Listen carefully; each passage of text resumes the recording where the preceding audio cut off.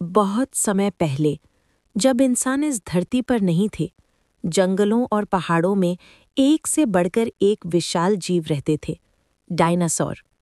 उनमें से एक था डीनो, जो बाकी डायनासोरों से बिल्कुल अलग था। जहां बाकी डायनासोर लड़ाई, शिकार और ताकत दिखाने में लगे रहते थे, वहीं डीनो को ये सब पसंद नहीं था। उसे खेलना, नदी में पानी छपाछप करना और फूलों को सूंघना अच्छा लगता था। डीनो बहुत बड़ा था। उसका शरीर हरे रंग का और आंखें आसमान जैसी नीली थीं, लेकिन उसके दिल में एक बच्चे जैसी मासूमियत थी।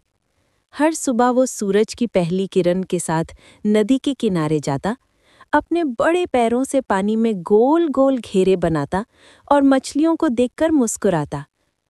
एक दिन उसके साथी डायनासोर हंसते हुए बोले, अरे डीनो, तू इतना बड़ा होकर भी बच्चों जैसा खेलता है। चल हमारे साथ शिकार पर चल। डीनो ने मुस्कुराकर कहा, शिकार में मजा नहीं है दोस्तों, मुझे तो दोस्ती करनी है। बाकी सब हंस पड़े और चले गए। दिन बीतते गए। एक दिन आसमान अचानक अंधेरा हो गया। दूर पहाड़ों से धुआं उठने लगा, जमीन हिलने लगी और चारों तरफ अजीब आवाजें गूंजने लगीं। ज्वालामुखी फट पड़े, आग और राख हवा में भर गई। सारे डायनासोर डर गए और भागने लगे। डीनो भी डर गया। उसने अपने झुंड से कहा, हमें किसी सुरक्षित जगह चलना चाहिए, यहाँ रहना खतरे से खाली नहीं। पर बाकी डायनासोर बोले, डीनो, तू हमेशा डरता है, तू कमजोर है। डीनो कुछ नहीं बोला, बस एक गुफा ढूंढकर उसमें छिप गया। कई दिनों तक वो गुफा में रहा। बाहर जब सब शांत हुआ तो वो धीरे धीरे बाहर निकला, लेकिन बाहर का नज़ारा देखकर उसकी आंखों में आंसू आ गए। जहां हरे जंगल हुआ करते थे, वहां अब सिर्फ राख थी। जमीन जली हुई, पेड़ गिर चुके और उसके सभी साथी कहीं नहीं थे। डीनो अब अकेला रह गया था। वो दिन रात चलता रहा, कभी खाना नहीं मिलता, कभी पानी नहीं। उसकी ताकत धीरे धीरे कम होने लगी, लेकिन उसका दिल अब भी उम्मीद से भरा था। एक दिन चलते चलते उसे एक नई नदी मिली। नदी के किनारे कुछ छोटे छोटे जीव रहते थे, छिपकलियां, छोटे बंदर और कुछ अजीब से पंखों वाले छोटे जानवर। उनमें से एक छोटा पक्षी था जो अभी उड़ना सीख रहा था। उसका नाम था चिर्री। चिर्री ने डरते हुए पूछा, तुम इतने बड़े हो, क्या तुम मुझे खा जाओगे? नहीं, मैं अब किसी को नहीं खाता, मैं दोस्त बनाना चाहता हूँ। चिर्री हैरान हुई, पर फिर धीरे धीरे डीनो की पीठ पर बैठने लगी। वो उसे उड़ने की कोशिशें दिखाती और डीनो उसे नदी के पार की दुनिया दिखाता। दोनों अच्छे दोस्त बन गए। अब डीनो अकेला नहीं था। चिर्री के साथ वो हंसता, गाता और हर सुबह सूरज उगते देखता। लेकिन एक दिन बड़ा तूफान आया। बादल गरजने लगे, बिजली चमकने लगी और नदी का पानी इतना बढ़ गया कि सारे छोटे जीवों के घर बहने लगे। चिर्री का घोंसला भी बहने लगा। चिर्री डरकर बोली, डीनो, मेरा घर! डीनो तुरंत दौड़ा। उसने अपने बड़े पैरों से कुछ पेड़ गिराए और नदी के बहाव के बीच एक बांध बना दिया।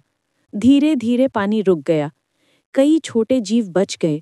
सबने कहा, डीनो, तुम तो हमारे रक्षक हो। अगर तुम नहीं होते तो हम सब डूब जाते। डीनो मुस्कुराया, मुझे खुशी है कि मैं किसी के काम आ सका। उस दिन उसे महसूस हुआ कि उसकी ताकत का असली मतलब क्या है, दूसरों की रक्षा करना।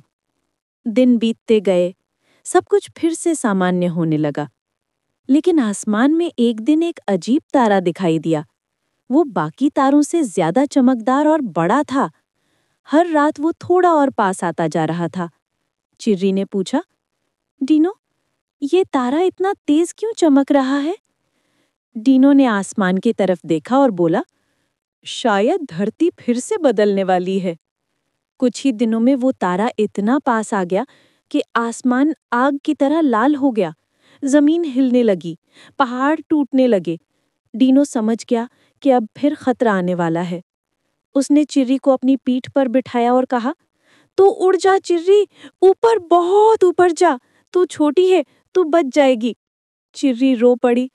और तुम? डीनो मुस्कुराया। मैं यहीं रहूंगा। मेरी जिंदगी तो अब पूरी हो गई है।